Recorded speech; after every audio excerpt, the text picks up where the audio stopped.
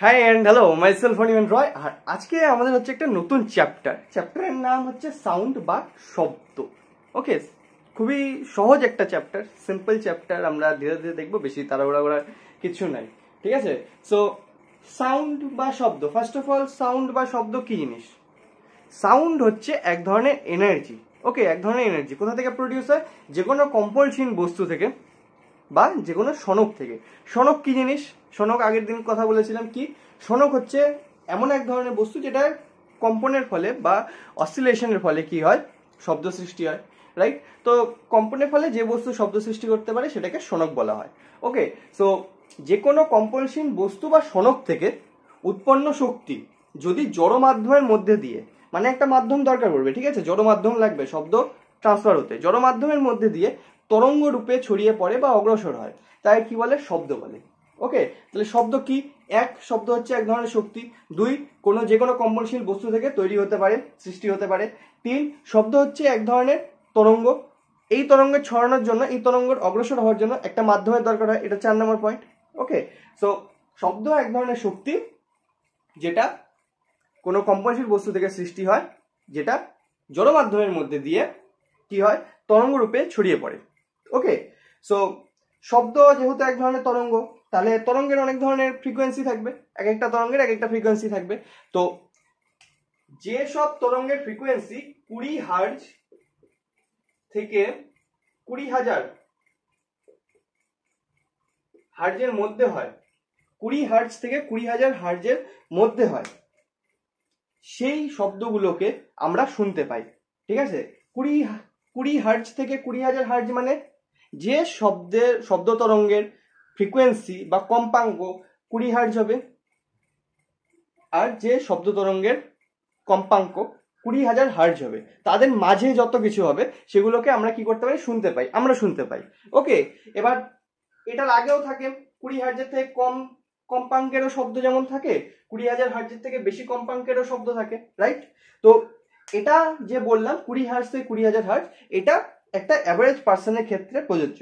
এবার কিছু কিছু মানুষের ক্ষেত্রে ইন্ডিভিজুয়ালি একটু চেঞ্জ হতে পারে, সামান্য একটু একটু কম বেশি হতে পারে, বাট জেনারেলি কি হয়, 20 হার্জ থেকে 20,000 হার্জ অব্দি আমরা শুনতে পাই। এই যে রেঞ্জ, এই রেঞ্জটাকে কি বলা হয়? এই রেঞ্জটাকে বলা হয় শ্রুতিগোচর শব্দ। মানে এই মাঝে যে শব্দগুলো হবে সেগুলোকে আমরা শুনতে পাবো। ওকে, এর আগে যেগুলো হয় 20 হার্জের থেকে কম, সেগুলোকে কি বলে? শব্দের তর শব্দ, শব্দের তর শব্দ। ওকে, বা সাবসনিক ওয়েভ। শব্দের তর শব্দ তরঙ্গ বা সাবসনিক ওয়েভ, মানে 20 হার্জের থেকে কম যেগুলো 19 হার্জ, 18 হার্জ, তারপর 16, 15, এগুলোকে কি বলা হয়? Subsonic wave. ওকে, আবার 20 হার্জের বেশি হলে, 20 হার্জের বেশি যেগুলো সেগুলোকে বলা হয় আলট্রাসনিক ওয়েভ। ওকে, মানে শব্দোত্তর। এটা হচ্ছে শব্দের তর, এটা শব্দোত্তর, শব্দের তর শব্দোত্তর। ওকে, তো 20 হার্জের কম হলে শব্দের তর, 20 হার্জের বেশি হলে শব্দোত্তর। 20 হার্জের কম হলে সাবসনিক, 20,000-এর বেশি হলে আলট্রাসনিক। ওকে, আলট্রাসনিকের নাম তোমরা হয়তো সবাই শুনেছো, অনেক কাজে ইউজ হয়। যেমন চিকিৎসা ক্ষেত্রে আলট্রাসোনোগ্রাফি করার জন্য আলট্রাসনিক ওয়েভকে ইউজ করা হয়। তারপর রেডার সিস্টেম যে হয়, এনিমির টেরিটরি দেখার জন্য, যে এরকম রেডার থাকে, এর মধ্যে কোনো কিছু চলে আসলে সেটা ধরা পড়ে যায়। তো রেডার সিস্টেম যে হয়, সেই রেডার সিস্টেমে কি ইউজ করা হয়? Ultrasonic wave. ওকে, তারপরে আরো অনেক কাজে ইউজ করা হয়। যেমন বাদুর চোখে দেখতে পায় না, ওরা চলাফেরা করে কিভাবে? আলট্রাসনিক ওয়েভ দিয়ে। আলট্রাসনিক ওয়েভ এর সাউন্ড প্রডিউস করে, ধাক্কা লেগে ফেরত আসে, তো ওরা ইমেজটা তৈরি করতে পারে যে কোথায় কি জিনিস আছে, রাইট? তারপরে কি হয়? তারপরে সমুদ্রের নিচে গভীরতা মাপতে, যেটার এক্সাম্পল আমরা আগের দিন দেখেছিলাম, সেক্ষেত্রেও যে শব্দ ইউজ করা হয় সেটা হচ্ছে আলট্রাসনিক ওয়েভ। ওকে, সেই সব শব্দগুলো আমরা শুনতে পাই না, কারণ আমাদের শোনার রেঞ্জ হচ্ছে 20 হার্জ থেকে 20,000 হার্জ অবধি। তার বেশিগুলা হচ্ছে আলট্রাসনিক, তার কমগুলো হচ্ছে সাবসনিক। ওকে, সো শব্দ এক ধরনের শক্তি, এক ধরনের তরঙ্গ। কেমন তরঙ্গ? শব্দ হচ্ছে এক ধরনের স্থিতিস্থাপক অনুদৈর্ঘ্য তরঙ্গ। ওকে, তরঙ্গ দুরকম হয়, একটা অনুদৈর্ঘ্য, একটা তির্যক। তো শব্দ কি? শব্দ হচ্ছে অনুদৈর্ঘ্য তরঙ্গ। তার মানে কি? তার মানে শব্দ যে মাধ্যমের মধ্যে দিয়ে প্রপাগেট হবে, মানে অগ্রসর হবে, সেই মাধ্যমের কণাগুলোর যে সরণ হবে, পারস্পরিক সরণ হবে, মানে ভাইব্রেট যে করবে, ওটা কি করবে? শব্দ যেদিকে অগ্রসর হচ্ছে তরঙ্গ যেদিকে যাচ্ছে তার সমান্তরালেই হবে, রাইট? যদি তরঙ্গটা এইভাবে অগ্রসর হয় তাহলে মাধ্যমের কণাগুলো কি হবে, এদিকে এদিকে ভাইব্রেট করবে, এটাও এদিকে এদিকে করবে, এটাও এদিকে এদিকে করবে, রাইট? এই ধরনের তরঙ্গ কি বলা হয়, অনুদৈর্ঘ্য তরঙ্গ।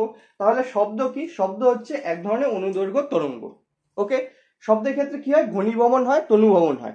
এর মাধ্যমে কি হয়, শব্দ কি হয়, একটা মাধ্যমের মধ্যে দিয়ে অগ্রসর হয়, ওকে, একটা তরঙ্গ রূপে। তো শব্দ কি, এক ধরনের অনুদৈর্ঘ্য স্থিতিস্থাপক তরঙ্গ, ঠিক আছে?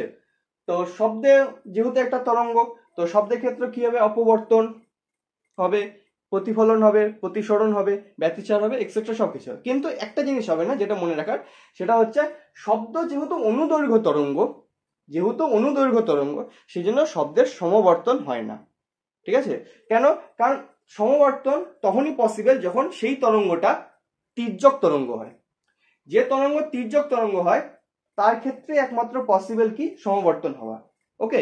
কিন্তু শব্দ তরঙ্গ যেহেতু এক ধরনের অনুদৈর্ঘ্য তরঙ্গ, তাই শব্দের ক্ষেত্রে সমবর্তন হওয়া সম্ভব না, ওকে? তো এটা একটা এক্সট্রা পয়েন্ট যেটা মনে রাখার, শব্দ কি এক ধরনের অনুদৈর্ঘ্য তরঙ্গ, সেজন্য তার কি হয় না, সমবর্তন হয় না, ঠিক আছে? তো শব্দের সমবর্তন হয় না। নাও, শব্দেরও একটা ভেলোসিটি থাকে, শব্দের কি থাকে, একটা ভেলোসিটি থাকে। 0 ডিগ্রি সেলসিয়াস উষ্ণতায়, মানে বায়ু মাধ্যমে 0 ডিগ্রি সেলসিয়াস উষ্ণতায় বায়ু মাধ্যমে শব্দের যে ভেলোসিটি হয় সেটা প্রায় 330 থেকে 332 মিটার পার সেকেন্ড হয়, ওকে? 330 থেকে 332 মিটার পার সেকেন্ড। আমরা জেনারেলি হিসাবের মধ্যে এটাকে নিব, এই চ্যাপ্টারে 332 মিটার পার সেকেন্ড হয়, ঠিক আছে? শব্দের একটা ভেলোসিটি হয়। এবার শব্দের ভেলোসিটি, যে বেগ, শব্দের বেগ অনেক কিছুর উপরে নির্ভর করে, যেমন মাধ্যমের উপরে। কেন? কারণ শব্দ এক ধরনের অনুদৈর্ঘ্য তরঙ্গ, ঘনীভবন তনুভবনের জন্য হয়। মাধ্যমের কণাগুলার ভাইব্রেশনের জন্য কি হয়, শক্তিটা, এনার্জিটা কি হয়, আগে অগ্রসর হয়, রাইট? তো মাধ্যম চেঞ্জ হয়ে গেলে কণাগুলা চেঞ্জ হয়ে যাবে, প্রকৃতি চেঞ্জ হয়ে যাবে, তাহলে কি হবে, বেগও চেঞ্জ হয়ে যাবে। তারপরে কি হয়, মাধ্যমের ঘনত্বের উপর নির্ভর করে, যে মাধ্যমের মধ্যে দিয়ে শব্দটা যাচ্ছে সেই মাধ্যমের ঘনত্বের উপর নির্ভর করে। তারপরে কি হয়, সেই মাধ্যমের স্থিতিস্থাপক গুণাঙ্কের উপরে নির্ভর করে। তারপরে কি হয়, টেম্পারেচারের উপরে নির্ভর করে, ইয়েস, টেম্পারেচারের উপরেও নির্ভর করে। টেম্পারেচার বাড়লে কি হয়, শব্দের যে বেগ সেটা বেড়ে যায়, ঠিক আছে? তো শব্দ যেহেতু এক ধরনের তরঙ্গ, তো সেই তরঙ্গের উপরে মাধ্যমের অনেক কিছু নির্ভর করে। মাধ্যমের প্রকৃতি চেঞ্জ হয়ে গেলে শব্দের বেগ চেঞ্জ হয়ে যাবে, মাধ্যমের ঘনত্ব চেঞ্জ হলে শব্দের বেগ চেঞ্জ হয়ে যাবে, মাধ্যমের স্থিতিস্থাপক গুণাঙ্ক চেঞ্জ হয়ে গেলে শব্দের বেগ চেঞ্জ হয়ে যাবে, তারপর মাধ্যমের টেম্পারেচার চেঞ্জ হয়ে গেলেও শব্দের বেগ চেঞ্জ হয়ে যাবে। জেনারেলি টেম্পারেচার বাড়লে শব্দের বেগ বাড়ে, ওকে? তো এগুলো তো হলো মাধ্যমের ভিতরকার কথা, যে মাধ্যমের যে বৈশিষ্ট্য, এগুলো ঘনত্ব, স্থিতিস্থাপক গুণাঙ্ক, প্রকৃতি, এসব। এবার বাইরের এক্সটার্নাল ফ্যাক্টর হিসেবে কি বলা যায়, এক্সটার্নাল ফ্যাক্টর হিসেবে বায়ু, মানে এই যে বায়ু প্রবাহ হয় সেটাও কি করে, শব্দের বেগের উপরে একটা প্রভাব ফেলে, ঠিক আছে? কিরকম, নর্মালি প্র্যাকটিক্যালি যদি আমরা দেখি, আমি এখানে কথা বলছি, শব্দ প্রডিউস হচ্ছে, রাইট? সাউন্ড প্রডিউস হচ্ছে, শব্দটা যাচ্ছে, এটার যে ভেলোসিটি হবে, এটার ভেলোসিটি উপর বায়ু, মানে বায়ু প্রবাহ যে হয় সেটাও প্রভাব সৃষ্টি করে, ঠিক আছে, প্রভাব ফেলে। কিরকম, ধরলাম শব্দটা যে প্রডিউস হচ্ছে তার ভেলোসিটি ভি এদিকে যাচ্ছে, ওকে? এবার বায়ু প্রবাহ যে হচ্ছে, বায়ু প্রবাহটা হচ্ছে এদিকে স্মল ভিতে, এদের মধ্যে অ্যাঙ্গেল কত, থিটা। তাহলে শব্দ যেদিকে যাচ্ছে, শব্দ তরঙ্গ, সেদিকে এই বায়ু বেগের কম্পোনেন্ট কত হবে, ভি কস থিটা, রাইট? তাহলে বায়ু প্রবাহের জন্য ভি এর ভেলোসিটি কি, মানে শব্দের ভেলোসিটি ক্যাপিটাল ভি থেকে চেঞ্জ হয়ে গেল কতটা, স্মল ভি কস থিটা পরিমাণ। তাহলে এবার নতুন ভেলোসিটি যেটা হবে শব্দের, সেটা কত হবে, capital V plus small V cos theta, right? এবার কস থিটার ভ্যালুর উপরে নির্ভর করে কি কি, যে শব্দের বেগ বাড়বে না শব্দের বেগ কমবে, নাকি শব্দের বেগ একই থাকবে। যেমন থিটার ভ্যালু যদি 0 হয়, মানে শব্দ এদিকে যাচ্ছে, বায়ুটাও এদিকেই প্রবাহিত হচ্ছে, মানে এটা এখান থেকে এখানে চলে আসলো, শব্দ এদিকে যাচ্ছে, বায়ু এদিকে যাচ্ছে, বায়ু প্রবাহ এদিকেই হচ্ছে। তাহলে cos থিটা 0 হলে, মানে cos 0 হলে কি হবে, cos থিটা ইকুয়াল টু 1 হয়ে যাবে, তাহলে v প্লাস ভি, তখন শব্দের বেগ বৃদ্ধি পাবে। যদি উল্টো দিকে বায়ু প্রবাহ হয়, মানে থিটার ভ্যালু 180 ডিগ্রি, তাহলে কসের ভ্যালু মাইনাস হয়ে যাবে, রাইট? তখন ভেলোসিটি কত হয়ে যায়, capital V minus small V, velocity কমে গেল। যদি 90 ডিগ্রিতে হয় তাহলে কস 90 মান তো 0। তাহলে এই যে শব্দের বেগের উপরে কোনো প্রভাব ফেলবে না এই বায়ু, মানে বায়ু প্রবাহ এদিকে হচ্ছে, আমার শব্দের তরঙ্গ যাচ্ছে এদিকে, এদিকে যে বায়ু প্রবাহ, এদিকে শব্দের বেগ, তাহলে কোনো প্রভাব ফেলবে না। কারণ 90 ডিগ্রিতে যদি থাকে তাহলে থিটা 90 হলে কস 90 0 হয়ে যায়, তাহলে শুধু ভি হয়ে যাবে, ঠিক আছে? তো বায়ু প্রবাহের উপরেও শব্দের বেগ নির্ভর করে। ওকে, তো বায়ু প্রবাহের বিষয় বোঝা গেল। এরপর বইয়ে আমাদের একটা বিশেষ দৃষ্টান্ত বলে দেওয়া থাকে, সেই জিনিসটা সম্পর্কে আমরা দেখব। জিনিসটা কেমন,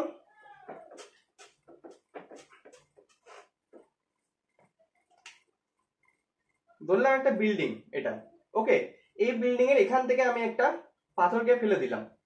এখান থেকে একটা পাথরকে আমি যদি ফেলি, কোনো বস্তুকে যদি ফেলি, তাহলে কি হবে, বস্তুটা নিচে পড়বে, এখানে আসবে, এখানে কি হবে, কলিশন হবে, রাইট? কলিশন হওয়ার জন্য কি হবে, সাউন্ড প্রডিউস হবে। সেই সাউন্ডটা কি হবে, সেই সাউন্ডটা আবার আমার কাছে এসে পৌঁছাবে, রাইট? সেই সাউন্ডটা আমার কাছে এসে পৌঁছাবে। তো এখানে বের করতে হয় আমি পাথরটা ফেললাম আর তারপর সাউন্ডটা আমার কাছে যখন এসে পৌঁছলো, এদের মাঝে টাইমটা, মানে আমি পাথরটা ফেললাম, পাথরটা গেল, সাউন্ড আসলো, কতটা টাইম লাগলো টোটাল, মানে পাথরটা ফেলা আর সাউন্ডটা শোনার মাঝে কতটা টাইম লাগলো। ওকে, সো এটা যদি বের করতে হয় সিম্পল ব্যাপার, ঠিক আছে, বেশি কিছু কঠিন না। কিরকম করে করবো, এই ক্ষেত্রে দুটো প্রসেস হচ্ছে, এক তো আমি পাথরটাকে ফেলছি, পাথরটা নিচে পড়লো, দুই সাউন্ড প্রডিউস হচ্ছে যেটা উপরে আসলো, রাইট? দুটো প্রসেস হলো, এক পাথরটা ফেললাম যেটা নিচে গেল, দুই নিচ থেকে সাউন্ড প্রডিউস হলো যেটা উপরে আসলো, রাইট? দুটো প্রসেস। তো আমি এখান থেকে যে পাথরটাকে ফেলবো সেই ক্ষেত্রে যদি ইনিশিয়াল ভেলোসিটি 0 ধরি, মানে প্রাথমিক বেগ 0, তাহলে কি হবে, তাহলে এটার হাইট যদি h হয়, তাহলে h ইকুয়াল টু আমরা কত বলতে পারি, হাফ জি t1 স্কয়ার। t1 কোনটা, পাথরটাকে যে নিচে ফেললাম সেই ক্ষেত্রে টাইম, পাথরটা নিচে যেতে যে টাইম লাগে সেটা হচ্ছে t1। ওকে, তাহলে এখান থেকে t1 কত বেরাবে, t1 বেরাবে √2h/g, রাইট? এবার নেক্সট কি প্রসেস হলো, এখান থেকে সাউন্ড প্রডিউস হলো যেটা উপরে আসলো, রাইট? তো সাউন্ড প্রডিউস হলো, সাউন্ডের একটা ভেলোসিটি থাকবে ভি, টাইম লাগলো কত, সাউন্ডের উপরে যেতে টাইম লাগলো ধরলাম t2 পরিমাণ, সাউন্ডের উপরে যেতে টাইম লাগলো t2, তাহলে t2 টাইম লাগলো, ভি ভেলোসিটি, তাহলে ভি ইন্টু t2 কি হবে, হাইটটা হবে, রাইট? তাহলে h ইকুয়াল টু কি হয়ে যাবে আবার v2 into V into t2, right? মানে ভেলোসিটি ধরে নিলাম সাউন্ড ওয়েভের। তাহলে এখান থেকে t2 ইকুয়াল টু কি বেরাবে, h/v, রাইট? তাহলে টোটাল যে প্রসেসটা হলো, আমি পাথরটা ফেললাম, নিচে গেল, সাউন্ড প্রডিউস হলো, উপরে আসলো, টোটাল কতটা টাইম লাগলো, total time t equal to t1 plus t2 equal to কি হবে, √2h/g প্লাস h/v। তো এখান থেকে আমরা যদি এইগুলোর ভ্যালু জেনে থাকি, কত হাইট থেকে ফেলছি আর শব্দের ভেলোসিটি কত, এগুলো যদি জানা থাকে h আর v, আর g তো আমরা জানি গ্র্যাভিটেশনাল কনস্ট্যান্ট, সেটাও থাকবে গ্র্যাভিটেশনাল এক্সেলারেশন, গ্র্যাভিটেশনাল এক্সেলারেশনের ভ্যালু তো আমরা জানি। তো h এর ভ্যালু, v এর ভ্যালু জেনে গেলে কি হবে, টোটাল যে টাইমটা লাগবে কিসের, আমি পাথরটাকে ফেললাম, তারপর আমি শব্দটা শুনতে পেলাম, এই দুটার মাঝে যে টাইমটা, পাথরটাকে ফেলার পরে সাউন্ড শুনতে পাওয়ার মাঝে যে টাইমটা লাগবে, সেই টাইমটা কতটা হবে সেটা আমরা এই ফর্মুলা থেকে বলতে পারবো। ওকে, ফর্মুলা কি, √2h/g প্লাস h/v, ঠিক আছে? এটা একটা বিশেষ দৃষ্টান্ত যেটা দেওয়া ছিল। এবার যদি আবার আগের টপিকে ফিরে আসি, সেটা কি, সেটা হচ্ছে শব্দের বেগ কি কি জিনিসের উপর নির্ভর করে। এবার একটা জড় মাধ্যমের মধ্যে শব্দের বেগ কি, ওই মাধ্যমের ঘনত্বের উপর নির্ভর করে, ঠিক আছে? কিরকম করে নির্ভর করে, ঘনত্ব যদি বাড়ে তাহলে শব্দের বেগ কমে যাবে, কেন, কারণ ঘনত্ব যদি বাড়ে তাহলে ওই যে মাধ্যমের পার্টিকেলগুলো ওগুলো চাপাচাপি ভাবে থাকবে, রাইট? ওগুলো নড়াচড়ার বেশি জায়গা পাবে না, তাই না? ঘনত্ব বেশি তো কি, ঘন সন্নিবিষ্ট ভাবে থাকবে, তাহলে যদি বেশি নড়াচড়া না করতে পারে তাহলে ঘনীভবন তনুভবন হওয়া সম্ভব না অত ভালোভাবে, রাইট? তখন কি হবে, ভেলোসিটি কমে যাবে। আবার যদি ঘনত্ব কম হয়, যদি পার্টিকেলগুলো ছড়ায় ছড়ায় থাকে, তাহলে খুব সহজেই ঘনীভবন তনুভবন হতে পারবে, মানে অনুদৈর্ঘ্য তরঙ্গ রূপে তাড়াতাড়ি অগ্রসর হতে পারবে, তখন শব্দের ভেলোসিটি বেড়ে যাবে। ওকে, তাহলে শব্দের যে ভেলোসিটি মানে শব্দের বেগ আর ঘনত্ব, এদের মধ্যে সম্পর্ক কি, ইনভার্সলি, মানে ব্যস্তানুপাতিক। ঘনত্ব বাড়লে ভেলোসিটি কমবে, ভেলোসিটি বাড়লে ঘনত্ব কমবে, রাইট? তারপরে আরেকটা কি বললাম, মাধ্যমের স্থিতিস্থাপকতার উপর নির্ভর করে। মাধ্যমের কিসের উপর? স্থিতিস্থাপকতার উপর। কেমন ভাবে নির্ভর করে? মাধ্যমের স্থিতিস্থাপকতার উপর এরকম নির্ভর করে, যেহেতু এটা একটা স্থিতিস্থাপক তরঙ্গ, রাইট? তো কি হবে, ঘনীভবন হবে, তনুভবন হবে, রাইট? কন্টিনিউয়াসলি একটার পর একটা হতে থাকবে। তো যে মাধ্যমের স্থিতিস্থাপকতা যত বেশি, তার কি ঘনীভবন তনুভবন হওয়া তত সহজ, তত তাড়াতাড়ি হবে। স্থিতিস্থাপকতা মানে কি, যাকে তার সাম্যাবস্থা থেকে সরানোর জন্য যত বেশি ফোর্স অ্যাপ্লাই করতে হয়, সাম্যাবস্থা থেকে সরালাম তত বেশি ফোর্সে ওটা আবার সাম্যাবস্থায় ফিরে আসবে। তাহলে তনুভবন করলে ঘনীভবন তাড়াতাড়ি হবে, ঘনীভবন হলে তনুভবন তাড়াতাড়ি হবে, রাইট? কাছে আসলে তাড়াতাড়ি দূরে যাওয়ার চেষ্টা করবে, দূরে গেলে তাড়াতাড়ি কাছে আসার চেষ্টা করবে, কি হবে, তরঙ্গটা ওভারঅল তাড়াতাড়ি যাবে, রাইট? তাহলে শব্দের বেগ কি হবে, বৃদ্ধি পাবে। শব্দের বেগ কি হবে, বৃদ্ধি পাবে। তাহলে স্থিতিস্থাপক গুণাঙ্কের সাথে কি সম্পর্ক? সমানুপাতিক সম্পর্ক। মানে স্থিতিস্থাপকতা বাড়লে ভেলোসিটি বাড়বে, শব্দের বেগ বাড়বে। স্থিতিস্থাপকতা কমলে শব্দের বেগ কমবে। ওকে, তো এই জিনিসটাকে নিয়ে, এই দুটো সম্পর্ককে নিয়ে বিজ্ঞানী নিউটন একটা সূত্র বা ফর্মুলা বা যাই বলা যাক দিয়েছিলেন একটা। সেটা কেমন? শব্দের বেগ যে নির্ভর করে সেটার একটা equation.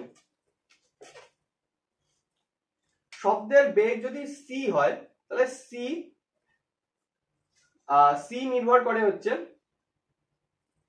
Root over E by rho. E by rho. C কি? সি হচ্ছে সাউন্ডের ভেলোসিটি, মানে শব্দের বেগ। ই কি? স্থিতিস্থাপক গুণাঙ্ক ওই মাধ্যমে। রো কি? ঘনত্ব বা ডেন্সিটি ওই মাধ্যমের। ওকে, তার রুট ওভারে।